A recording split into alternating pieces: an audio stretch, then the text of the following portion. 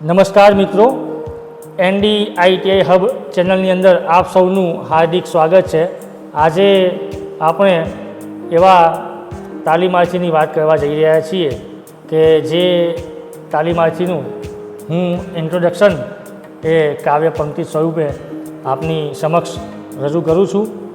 વાવની વીરધરા પર મહેનતનું ફૂલ ખીલ્યું આજ, હિતેશ પરમારે હાંસલ કર્યું સફળતાનું ગૌરવ તાજ।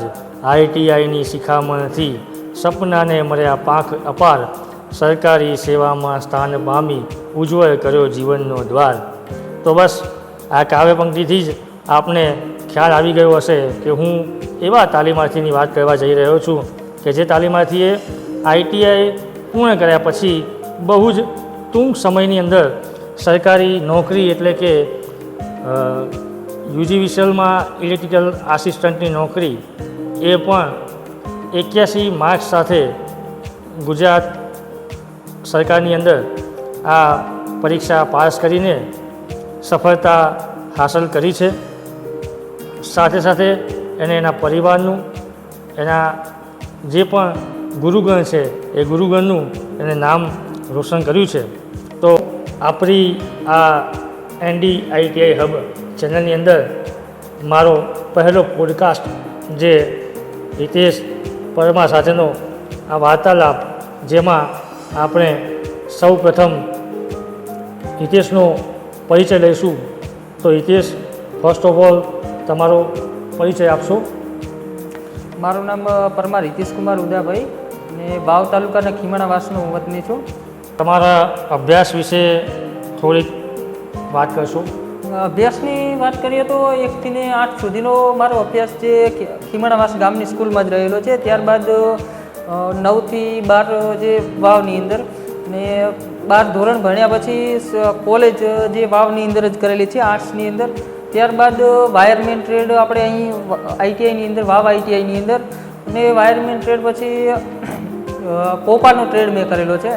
અને કોપાના ટ્રેડ કરેલ પછી વાયરમેન ઉપર જે રોજગાર કચેરી થ્રુ મેં નામ નોંધાવેલું, અને ત્યારબાદ એપ્રેન્ટિસ કરેલ છે। અને એપ્રેન્ટિસની અંદર એના પછી તૈયારી કરી અને UGVCLની અંદર હું જોબ પર લાગેલ છું।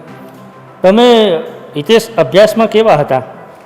અભ્યાસની અંદર સાહેબ કોઈ ખાસ એવું પહેલેથી જ હતું નહીં, અને એમ કે ઝીરો પણ નહીં અને વધારે હોશિયાર પણ નહીં, એકદમ વચ્ચેનો હતું। સરસ સરસ। હવે તમે જે ITI કર્યું એ ITI તમે ક્યાંથી કર્યું અને એ સમયગાળો કયો હતો, અને થોડુંક તમારું ITI વિશેનું પણ તમને જણાવશો? ITIની વાત કરીએ તો સબ 2020ની અંદર જે કોરોના કાળ લોકડાઉનની અંદર મેં વાવ ITIની અંદર એડમિશન લીધું હતું। એ વખતે કોઈ એટલું વધારે નોલેજ નહોતું। ત્યારે એડમિશન લીધા પછી માહિતી પડી કે વાયરમેન ટ્રેડ છે તે અત્યારે સોલાર કે પાવર પોઈન્ટ એ મેં ધ્યાનમાં રાખીને વાયરમેન ટ્રેડ કર્યો હતો। તે વખતે કોઈ બીજી કોઈ માહિતી હતી નહીં, અને વાયરમેન ટ્રેડ કર્યા પછી માહિતી આપ કલ્પેશ સાહેબ અને નિકુંજ ડોડીવાડિયા સાહેબ થ્રુ જે માહિતી મળી, એના પછી જે મહેનત કરી અને સારું માર્ગદર્શન લાવી અને વાયરમેનની અંદર વધારે ટકા સાથે પાસ કર્યું, અને ત્યારબાદ વધારે ટકા હોવાના કારણે એપ્રેન્ટિસની અંદર ચાન્સ મળ્યો વાવની અંદર, ને વાયરમેન કર્યું હતું એનાથી જ જે કે અહીં સરકારી સુધીની સફર રહી તે વાયરમેન ટ્રેડથી થઈ। તમે હિતેશ ક્યારે સરકારી નોકરી માટે વિચાર્યું હતું ખરા કે તમારો પહેલેથી જ આ ગોલ હતો? ના સર, ગોલની વાત કરીએ તો કોઈ પહેલેથી જ ગોલ હતો જ નહીં। એ માટે તો આજ દિવસ સુધી આપણે કોઈ મેં સરકારી નોકરીની અંદર એપ્લાય કરેલો છતાં પરીક્ષાને કોઈ આપી નથી, કારણ કે ગોલ પહેલેથી જ કંઈ હતો નહીં, અને બસ એમ જ હતું। ને ત્યાર પછી જે વાયરમેન કર્યું ને ત્યારથી જ ગોલ બનેલો કે આપણે આ લાઈનની અંદર જઈશું, કારણ કે અત્યારના યુગ પ્રમાણે જે બીજી સરકારી ભરતીઓની હરીફાઈ બહુ જ વધારે ચાલી રહી હતી, અને એ હરીફાઈમાં અત્યારે એક આવું ને બહુ મોટી વાત છે, એટલે વધારે સમયે તૈયારી કરવી પડતી હોય છે।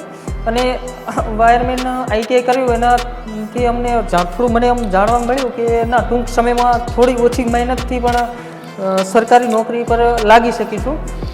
ત્યારથી જ મેં એક ગોલ બનાવી લીધો 2024થી જ। એની પહેલાં તો કોઈ ગોલ હતો જ નહીં કે આપણે UGVCLની અંદર લાગવું છે। તો કોઈ બીજી જેમ કે વાયરમેન છે, જીએસઆરટીસી, ઘણી બધી વાયરમેન ઉપર ઘણી બધી ભરતીઓ છે. આપણે બીજી કોઈ ભરતી ઉપર મેં ધ્યાન આપ્યું જ નહોતું. બસ ત્યારથી એક જ નક્કી હતું કે યુજીવીસીએલની અંદર ઇલેક્ટ્રિક આસિસ્ટન્ટ બનવું, અને એ 2025-26ની અંદર સાબિત થઈ ગયું છે. તમે આ સંઘર્ષથી માંડી અને આ સફળતા જે સહી કરી એ સુધીનો આ સમયગાળો, તમારો ખુદનો સમયગાળો કેવો રહ્યો? જો સફળતાની વાત કરીએ તો સમયગાળો તો બહુ સારો જ રહ્યો છે, આમ કાંઈ ખરાબ નથી, અને સપોર્ટ બી ખૂબ જ મળ્યો છે, એનાથી જ આગળ અવાયું છે. બાકી જો પાછળનો આપ શિક્ષક વર્ગનો અને વગેરેનો જો સપોર્ટ ના મળી રહે તો કોઈ શક્ય જ નથી. હવે ખાસ વાત, તમને આ નોકરી મળી ત્યારે આ જોબ પાછળ તમારી જે તૈયારી છે એ તૈયારી જણાવો, કે જાણવું છે કે તમે આ સફળતા પ્રાપ્ત કરી તો એ સફળતા પ્રાપ્ત કરવા માટે આ તમે જે ગોલ એચીવ કર્યો એ ગોલ એચીવ કરવા પાછળ તમારી પ્રોપર મહેનત કહો તો મહેનત, ડેડિકેશન કહો તો ડેડિકેશન, એ કઈ રીતનું હતું? મહેનતની જો વાત કરીએ તો સર, મેં કીધું એવી રીતે જ 2024થી જ મેં નક્કી કરી લીધેલું કે આ યુજીવીસીએલની અંદર આપણે લાગવું જ છે, અને ત્યારથી જ એક ગોલ બનાવી દીધેલો કે ના લાગવું એટલે લાગવું જ. જો મહેનતની વાત કરીએ તો અમુક ટાઈમ પછી મેં ધીરે ધીરે, એકદમ તો જો તમે વાંચવાનું ચાલુ કરો છો તો નથી થઈ શકતું, કારણ કે ધીરે ધીરે વાંચવાનું ચાલુ થાય છે, અને જેવી કે નોટ બનાવી, અલગ અલગ રીતે જ્યાંથી મળે ત્યાંથી શીખવું. જેમ કે મોબાઈલ છે, સોશિયલ મીડિયા છે, એની અંદર બી જે આપણે લાઈન છે એનું જ, બીજું કોઈ નહીં, અને એમાં ધીરે ધીરે આગળ વધાય. એકદમ તો તરત જ લાગી જવું એવું શક્ય નથી. અચ્છા, હવે તમે આજે તમારું જે આઈટીઆઈ પૂર્ણ કર્યું એ બાદ તમે એપ્રેન્ટિસ કર્યું. એપ્રેન્ટિસ પૂર્ણ કર્યા બાદ તમે જે આ યુજીવીસીએલ ઇલેક્ટ્રિકલ આસિસ્ટન્ટની જે ભરતી આવી એ વચ્ચેના સમયગાળા દરમિયાન તમારી જે પ્રિપેરેશન રહી એ પ્રિપેરેશનની અંદર તમે કેટલા કલાક દિવસના વાંચતા અને કયા પુસ્તકો વાંચતા, એ જે મારા છે મિત્રો વ્યુઅર્સ એ જાણવા માગે છે. વાંચવાની વાત કરીએ તો હું એક જ આકાશ પ્રકાશનની બુક, અને બીજું તો કશું આપણે જે વાયરમેનની છે થિયરીની બુક છે એ જ, બીજું કશું વાંચવામાં તો એવું ખાસ હતું નહીં, પરંતુ જે હતું એ 100% વાંચવાનું હતું. અને એવી રીતના નહીં કે બહુ બધી બુક લાવીને મૂકી દીધી ને થોડું થોડું એમાંથી વાંચ્યું, થોડું આમાંથી નહીં. જે વાંચવાનું એ પરફેક્ટ આપણે ઝીરોથી જ સ્ટાર્ટ કરવાનું, અને જ્યાં સુધી એ પૂરું ના થાય ત્યાં સુધી એ મૂકવાનું જ નહીં. કારણ કે વધારે પડતી બુકો અને વધારે પડતું લાવવાથી શું પેલું કન્ફ્યુઝ થવાતું હોય છે. એટલે છે ને એક જ વસ્તુથી વાંચવાનું રાખવું, કોઈ બી થિયરીની બુક હોય કે કોઈ પ્રેક્ટિકલની હોય કે ગમે તે, પરંતુ એક જ બુકની અંદરથી વાંચવાનું અને એમાંથી જ નોટ બનાવવાની. અને ફોનની અંદર બી છે, યુટ્યુબની અંદર જે વિવિધ જગ્યાએથી આપણને જે માહિતી જોઈતી હોય મળી રહેતી હોય છે અત્યારે. તો તમે દિવસના કેટલા કલાક વાંચતા? કલાકની તો વાત કરીએ તો આમ વધારે કલાક તો નહીં, પણ 6-7 કલાક તો વાંચેલું જ છે એક ધારું, અને વગેરે પછી ઘરને પછી સંભાળવાનું હોય એટલે બહુ બધો તો ટાઈમ નથી મળ્યો. પણ જે ટાઈમ મળ્યો એમની અંદર હું 2 વર્ષના સમયગાળા અંદર ખૂબ જ બધું વાંચ્યું છે. બીજો સૌથી અગત્યનો સવાલ એટલે કે તમારો અગત્યનો દિવસ, પરીક્ષાનો દિવસ. એ દિવસનો તમારો જે પરીક્ષા આપવા તમે ગયા, એ પરીક્ષા આપવા બેઠા છો, પેપર હાથમાં આવ્યું છે, એ આખો જે ઘટનાક્રમ છે એનો અનુભવ આ ચેનલ થકી આપ શેર કરશો. જો એક્ઝામની વાત કરીએ તો ગાંધીનગર સેક્ટર 16ની અંદર અમારી એક્ઝામ હતી, જે સેન્ટર હતું, મારો નંબર આવ્યો હતો. એના માટે અમે આગલા દિવસે જ નીકળી ગયા હતા. ત્યારે જે હોટલની અંદર જે આગલા દિવસે રોકાણા, ત્યાં આગળ અમુક મિત્રો જે સાથે હતા એ બહુ જ આખી રાત તૈયારી કરતા હતા, વાંચતા હતા. અને મને એવું થોડું લાગ્યું કે આ લોકો તૈયારી કરે છે, હું વાંચું, પણ ના, આપણને તો પહેલેથી જ એક નક્કી હતું કે ના, આપણો હવે બહુ થઈ ગયો. અને એક્ઝામ સેન્ટરની વાત કરીએ તો મારી જિંદગી લાઈફની અંદર જે જોબ માટેની એક્ઝામ હતી એ પહેલી જ એક્ઝામ હતી, એટલે મને થોડુંક આમ ગભરામણ જેવું લાગતું હતું, કારણ કે આની પહેલી કોઈ જોબ માટેની પરીક્ષા આપેલી જ નથી. થોડું એવું લાગ્યું, પણ નહીં, આપણે અંદર એક જુસ્સો રાખવાનો કે ના, આપણાથી થવાનું છે અને થઈ જશે. અને પરીક્ષા આપી અને બહુ સારું પરિણામ આવ્યું. તમે જ્યારે પેપર હાથમાં આવ્યું, એ પેપર જોતાં તમે શું અનુભવ્યું? કે પેપર સરળ છે કે મુશ્કેલ? સર પહેલું તો પેપર આવતા જ મુશ્કેલ થોડુંક એવું ગભરામણ હતી એટલે લાગ્યું હતું, પણ નહીં તો તરત જ 2 થી 3 પ્રશ્ન જે આપણને મને પહેલેથી જ આવડતા હતા એવા હતા, એટલે કહેવાનો મતલબ અંદરથી જે ખુશી મળી ગઈ ને કે પહેલાં 2-3 પ્રશ્નના એ 2-3 પ્રશ્નની જે ખુશી હતી ને એ પાછળનું આખું પેપર મસ્ત ગયું એના કારણે જ. કારણ કે જો પહેલાં જ ડિફિકલ્ટ કંઈક ભારું જોઈ લીધું હોત ને તો થોડુંક મગજ પર ખરાબ અસર પડોત, પણ કહેવાનું તો પહેલેથી જ સારું થોડુંક જોવા મળ્યું હતું, એટલે પેપર સારું ગયું આખું. હવે આ તો વાત થઈ તમારા પરીક્ષાની, પણ પરીક્ષા પૂર્ણ થયા બાદ જ્યારે તમારું પરિણામ આવવાનું હતું ત્યારે એ પરિણામની આગલી રાતે તમે શું અનુભવતા હતા એ જરા કહેશો? પરિણામની આગળની વાત કરીએ તો પહેલેથી જ ખબર હતી કે પરિણામ તો આપણું સારું જ આવવાનું છે, પણ પરિણામ ક્યારે આવે ને એની રાહ વધારે જોવાતી હતી, અને છેલ્લે જ્યારે પરિણામ આવ્યું બહુ સરસ આવ્યું. અચ્છા, હવે તમારો જ્યારે આ પરિણામ આવ્યું ત્યારે એ પરિણામને જોયા બાદ પહેલો કોઈનો ફોન આવ્યો હતો કે તમે કોઈને ફોન કર્યો હોય એવો પ્રસંગ કોઈ યાદ હોય તો? હા, પરિણામ આવ્યું એની વાત કરીએ ને તો જ્યારે ઓર્ડર આવ્યો ત્યારે કદાચ મને ખબર નહોતી, મારામાં જે આપણે વાવ ઓફિસના સ્ટાફ થકી મને જાણવા મળ્યું હતું ત્યારે પહેલો જ ફોન આવેલો, અને એ વખતે કે ના તમે સિલેક્ટ થઈ ગયા છો. જો કે પહેલેથી મને તો ખબર જ હતી કે આપણા માર્ક્સ વધારે છે એટલે સિલેક્ટ તો છીએ જ, પણ કેટલો રાઉન્ડ પડે કઈ રીતે લે એ નક્કી નહોતું, એટલે થોડો ટાઈમ બી લાગી શકે અને તરત જ કે પહેલા રાઉન્ડમાં પણ સિલેક્શન થઈ જાય એવું કંઈ નક્કી નહોતું. જ્યારે પહેલો ફોન આવ્યો ને ત્યારે આમ અંદરથી કહેવાનો મતલબ જે મહેનત જે માટે ઇલેક્ટ્રિક આસિસ્ટન્ટ માટે જે મહેનત કરતો હતો એ મહેનત સફળ થઈ એવું લાગ્યું, અને એક ખુશીના આંસુ જોવા મળ્યા હતા.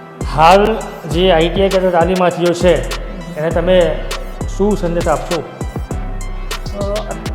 આઈટીઆઈના તાલીમાર્થીને તો કે અત્યારે જે રીતે ચાલી રહ્યું છે એ પ્રમાણે આઈટીઆઈ ટેકનિકલ આપણે ગમે તે જગ્યાએ જરૂર પડવાની જ છે, કોઈ ગમે તે કોર્સ હોય, પણ જેમ કે વાયરમેન છે, વાયરમેન તો બહુ વધારે જગ્યાએ કોઈ પણ જગ્યાએ અત્યારે જો આપણે લોકલ એરિયાની વાત કરીએ તો જ્યાં દેખીએ ત્યાં સોલાર લાગી રહ્યા છે, સોલારની અંદર ટેકનિશિયનની વાયરમેનની જરૂર પડવાની જ છે ગમે ત્યારે. બીજી વાત કરીએ કે જીએસઆરટીસી હેલ્પર તેની અંદર પણ આપણે વાયરમેન ઉપર જોબ અપ્લાય કરી શકીએ છીએ, અને તૈયારી સારી હોય તો આપણે લાગી પણ શકીએ. પછી બીજી વાત કરીએ કે જેટકો ગુજરાત ટ્રાન્સમિશનની જે છે તેની અંદર બી જોબ મળી શકે છે વાયરમેન થ્રીથી જ. યુજીવીસીએલ છે કે ઇલેક્ટ્રિક બોર્ડ જે છે તેની અંદર છે. પછી વાયરમેન વર્ગ 3ની જે એક્ઝામ આવતી હોય છે એમ અલગ ઘણી બધી એક્ઝામ આવતી હોય છે સરકારી, અને જો સરકારી નથી તમે થતા એક વાત છે, અને તમે જો સારી રીતે વાયરમેનનું કામ આવડે છે તો અત્યારે જે લાઇટિંગનો વિકાસ થઈ રહ્યો છે એ પ્રમાણે છે ને વિદ્યુત વગર કશું જ નથી, એટલે જો તમે એ લાઇનની અંદર તમારું આગળ કામ ચાલુ રાખો અને વધારે મહેનત કરીને જો આવડત છે તો તમે નોકરી કરતાં બી વધારે પૈસા કમાઈ શકો છો, એમ વાયરમેન ટ્રેડ થઈ શકે છે.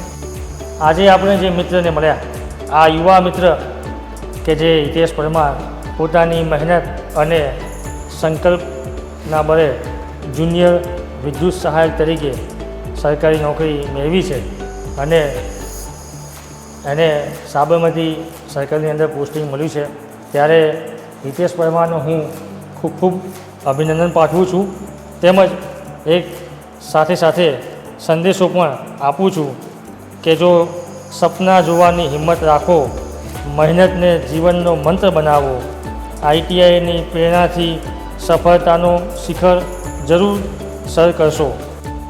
આમ તો આ પોડકાસ્ટ મારે હિતેશને આ મારા વાવના સરહદી વિસ્તારનો પહેરવેશ એટલે કે અઢીવટો એ પહેરીને કરાવવાનો હતો, પણ સમયનો અભાવ અને ઘણા બધા કામની વિસંગતાઓને લઈ અને એ શક્ય બન્યું નહીં.